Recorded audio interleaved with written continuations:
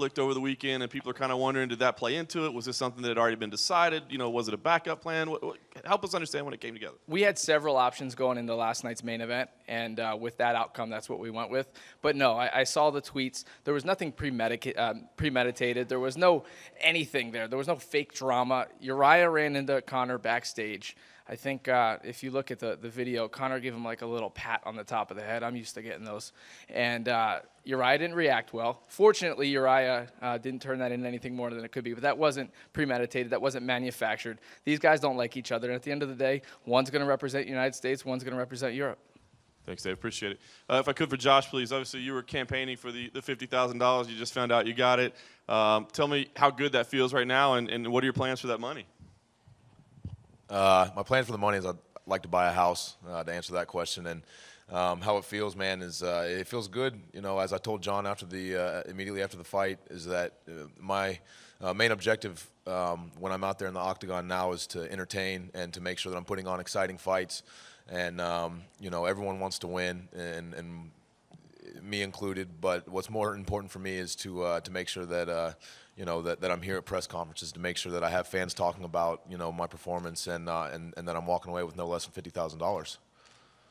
With that said, I mean, you are getting incredible results as well. So do you think it's that mindset of just putting on the exciting fights that's the key to you getting these results as well? I felt just so much less pressure, in my last two fights. And each time I step out there, I just feel more and more comfortable. And just being able to go out there and just focus on making my folks back home proud and stuff is just a huge relief for me, man. So win or lose, I know that my people have my back, and I know that I'm going to be in exciting fights, and I can't see it any other way right now. And last question for you, Josh. Can you give us a little bizarre incident at the end of the fight where he basically spit blood on you after refusing to touch your hand? What was that about? I mean, you'd have to ask him what it was about exactly. I think he was just upset. He came up and apologized after the fight and said that it was just in the heat of the moment. And so I can't speak for him really. Thanks, Josh. If I just could briefly for George, great win for you tonight.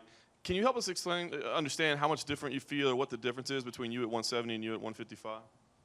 The difference is huge. I felt when I woke up today, when I was doing my sprints, I always do sprints in the morning before the day of the fight. I felt good. I felt explosive. Usually I feel like a little lethargic or heavy when I drop down to 56 and then I put the weight back on. I'm usually around like 78, so just putting all that weight back on, I don't feel good. I felt great today. Obviously, you initially missed weight as well, which is a little surprise since you were moving up. What happened there? And I mean, was that just a miscalculation, or what was the issue? Well, one of the UFC guys wanted to run by Steak and Shake, or In-N-Out Burger real quick, so I got tempted and whatever, No, I did. But then I sweated off the 2 pounds, so I was good. You really did have In-N-Out before it? No comment. Hey, last question for you. You called out Matt Brown after the fight. Why is that a fight that interests you? I think it interests the public mainly. I've always wanted to fight Matt Brown. I like his style. He just comes forward to fight, so hopefully I get my hands on him.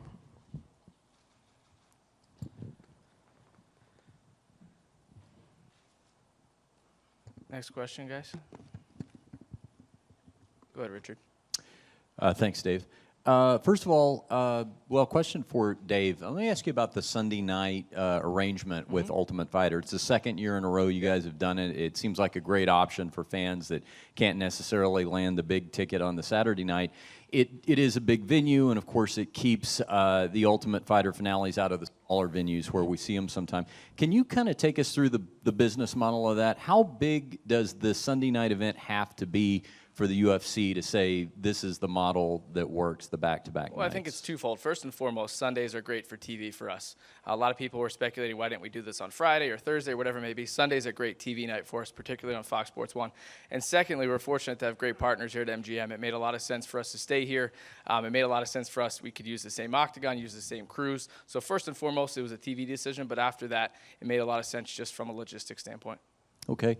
Also, and to follow up on John's question about the selection of Conor McGregor versus Uriah Faber, I think obviously everybody understands the selection of Conor McGregor. What was the idea of entertaining Frankie Edgar to coach Team USA ever considered, seeing as how it's possible that he could be an opponent for Conor before Uriah Faber might be down the line. For sure. We reviewed several different options on it. At the end of the day, I think everyone knows what Uriah brings to the table from a coaching perspective. That's not a knock on anybody else, but he certainly thrives in the tough format. And I think when you look at him and you look at Conor together, it's pretty combustible, and it should make for great TV.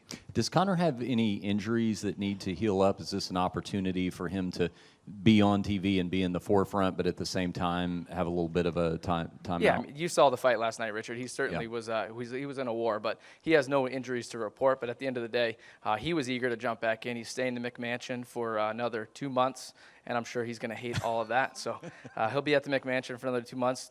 Taping starts this week. Fighters arrive actually tomorrow, so we're going to hit the ground running. Question for Kamaru Usman on your victory tonight. First of all, let me ask you about the second round. You dominated the first round, and it appeared at the second that Hassan really came out determined and swinging. Did you sense that after a very frustrating first round for him, that he was coming out very aggressive in that second? Yeah, I definitely knew that. You know, his coaches probably told him, you got to come out and you got to, because he couldn't afford to take another round like that, because I knew he was getting tired. It's tiring to wrestle a wrestler. And I knew he was going to come out more determined, but at the same time, I was coming out more determined. And I just watched the highlights, and I didn't even know that I was even hurt at all. It was just by instincts. You know, I just do what I do every day in the gym, and took him down and ultimately got the finish. And finally, question for Michelle Watterson. Michelle, I saw your quote. You said that just coming out, you felt a little bit of octagon jitters that went away, but this was a very well-rounded performance. 4 submissions, takedowns, controlling the top game, and then ultimately the submission finish. For those of us who have watched you through Invicta, where would this rank for you in terms of your more well-rounded performances? I think it's exactly what you said. I feel like tonight I was able to display everything, all of my abilities with the stand-up, the grappling, and the wrestling, which is exciting for me because I get to tell all my coaches that I did what they worked with me on, so it's very exciting. I have a question, Michelle, actually, to continue on with you. Yeah, obviously this is a newer weight for you. You had to go up. You were joking about, throwing bigger legs around and everything. I am curious how you felt you were able to take Angela down, but, how did you feel in terms of strength and power and ability with this weight class? I felt good, just getting my feet wet a little bit and kind of feeling the weight. I feel like everybody has their strengths and their weaknesses, no matter what weight class you're at. So you just have to find what you're good at and just capitalize on it. Okay, thank you. Michael Graves, this is for you. You looked great tonight.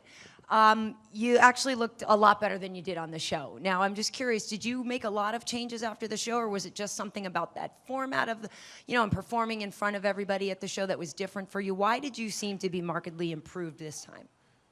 I don't want to get too much in before the show. I would just say that my head really wasn't into fighting. I was getting ready to change up things in my life before the show, and that kind of got thrown into my lap, and I couldn't turn it down. And after the show, I wasn't happy with either one of my performances, and after that, I was just working very, very hard, very diligently every day.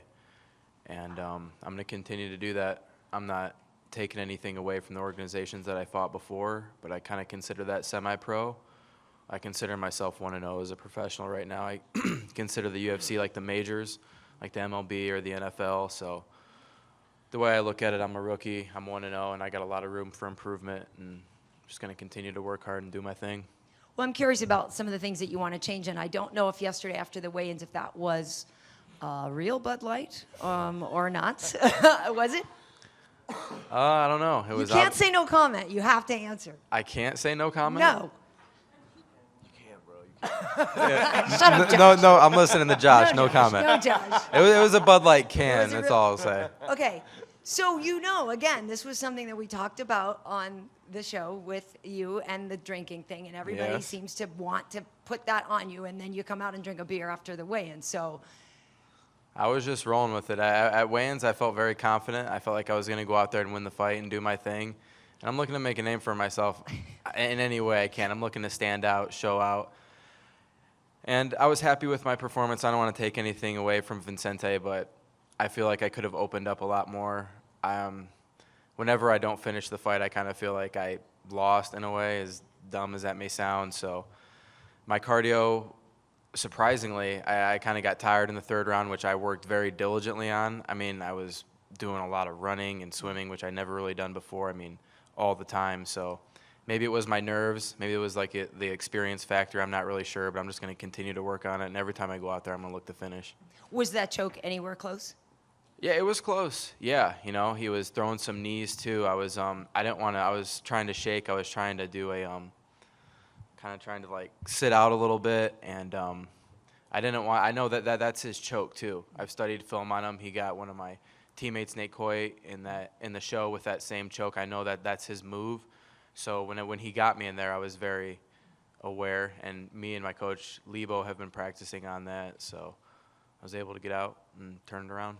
Cool. Well, good job. And Kamaru, for you, you kind of mentioned this in the octagon afterwards about how, you know, you weren't the guy that everybody thought should have been in there in the final fight. They thought it should have been Vicente. So how much did that play on your head when you were going into this, and, you know, in terms of added pressure maybe that you felt to deliver?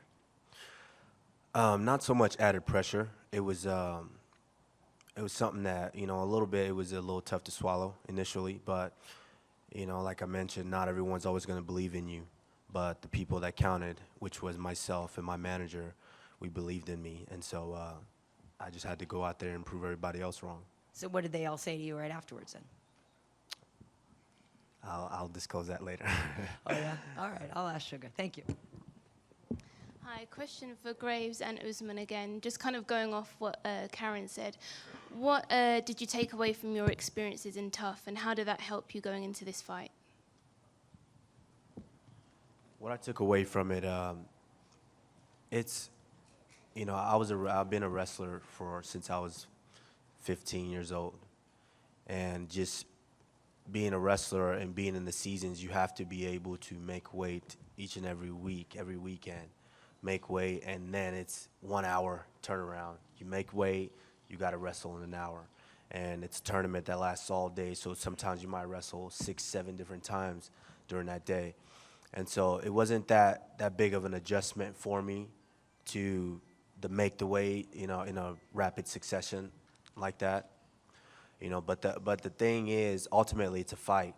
And so when you get in there, there's no type of sport that I think prepares you for the adrenaline that you're going to have when you're in that cage. You are locked in there, and it's one man's going to walk out the victor. And so it's you know, the show definitely prepares you and lets you know if this is really what you want to do in the future for your career.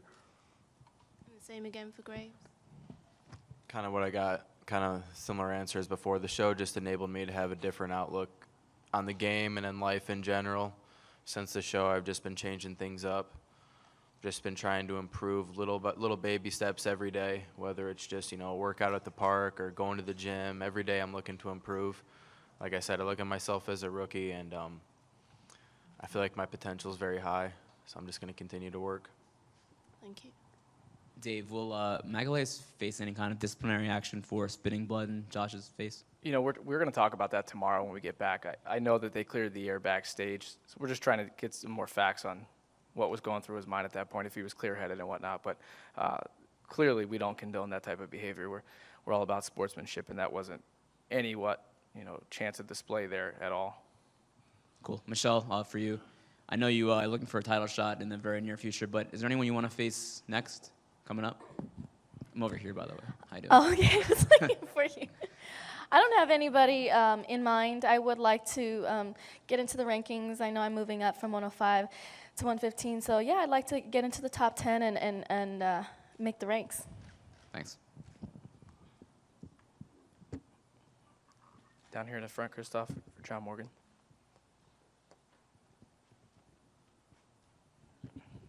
Usman, I did want to follow up with you a little bit. As far as I know, I mean, I don't think there was any guaranteed contract on the line. Unlike past seasons, The Ultimate Fighter, the guy that fights in the finals, he wins, he's guaranteed a spot in the UFC. I never heard that as a stipulation of this season. So, I mean, were you coming in tonight not knowing if a win even earns you a place in the UFC? What was that like? You want to take that, Dave? He's in the UFC. He's in the UFC, and it looks like all 4 guys will get another opportunity. Fantastic. Well, I guess tell us what your thought process was coming in, and then I guess getting that news, what it's like now. My thought process was to go out there and just do what I do and focus on the fight. I wasn't worried about the contract or the win or the money or things like that. That was just an added bonus. If I went out there and performed the way that I'm capable of performing, I knew everything else would follow suit. And so, that was just my main focus, was to go out there and do what I do best. That said, getting the confirmation that you're in the UFC officially, was that a huge moment for you? Yeah, that definitely feels better. Feels No good. doubt. And certainly not your decision to make, but the $300,000 prize. Have you heard anything about what the team intends to do with that money? I'll let the boss man go ahead and figure that out.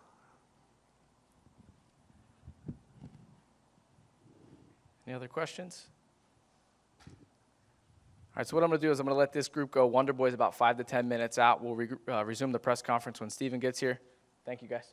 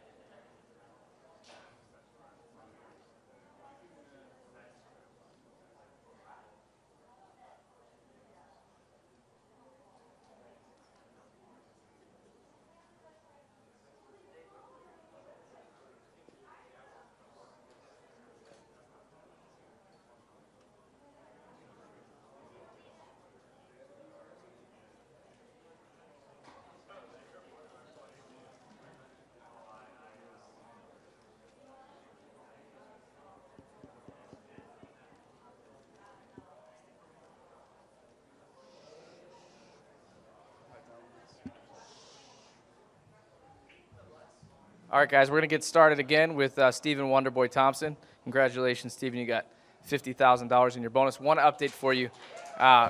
Jake Ellenberger has been transported. He will not be available tonight. Go ahead, John. Stephen, obviously a big win for you tonight. Did get clipped a little bit early, a little bit of trouble, but certainly a fantastic finish.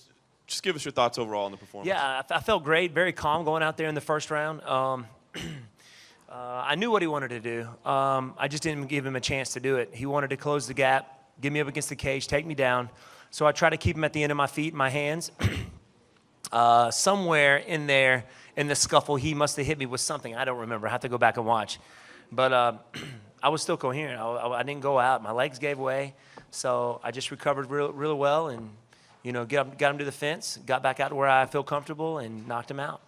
Certainly the unique stance, the flashy style, I mean, that's your signature. That's what you do. But people have kind of wondered, can that be successful at the elite levels? Can it be successful against wrestlers? You certainly stuck with it tonight. Do you feel like your game is going to require any modification to reach the upper echelon of division? Or do you feel like the way you fight can be successful in championship level? I think I can. I work with some of the best wrestlers, Chris Weidman, Matt Miller, good jiu-jitsu guys, my brother-in-law Carlos Machado, Ryan Hall, all these guys, have been a part of my camp, and I'm getting better and better every day. And I think so. The more comfortable I get with it, the more the striking that you're going to see because I feel comfortable there. And obviously, people immediately are trying to figure out what's next for you. I know you're still, enjoying this moment, but saw a big one was John Kavanaugh was out there campaigning you and Gunnar Nelson as a headliner in Dublin in October. Is that something that interests you as a potential matchup? I think it would be a very exciting matchup. I know his ground game is like legit, but I'm up for anything right now. I want to make that break into the top 5 and make a run for the title, baby. I think that's why we do what we do. We want to be the best. Who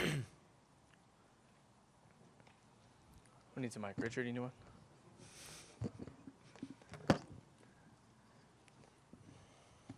Stephen, this was 5 straight for you, but obviously the biggest stage ever, main event on the Ultimate Fighter finale, televised. Can you kind of let us know how much of that you felt, how much of that momentum you felt for everything from International Fight Week to piggybacking with arguably the biggest main card pay-per-view in the history of the UFC last night? How much increased attention you felt on yourself going into this fight? I kind of did. I mean, last night was huge. I mean, it was, like you said, you got Conor McGregor and all these, champion bouts. And me being the last fight of the card, I wanted to make it special. I wanted to make it exciting. And I think that's what my style brings. So, and I'm here to put on a show. That's what people want to see. The fight, the round itself, and you touched on this to start, but it seemed like it was the story of 2 kicks that led to the finish.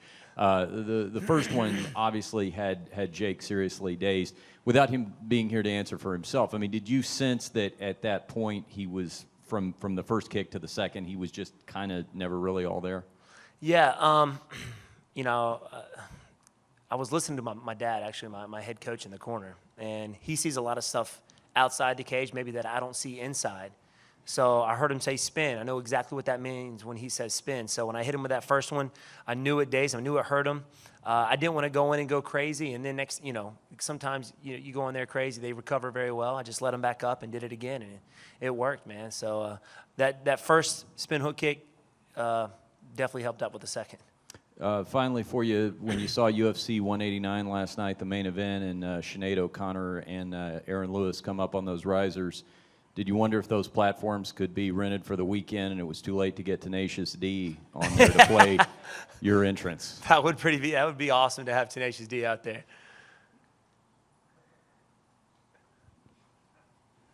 Any other questions, guys?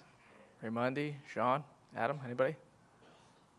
Hey, it's been one hell of a week. Thank you all for joining us here for International Fight Week 189, capped off by Wonderboy's brilliant knockout. Have a great week. We'll see you guys in San Diego and then on to Scotland. Thanks, guys.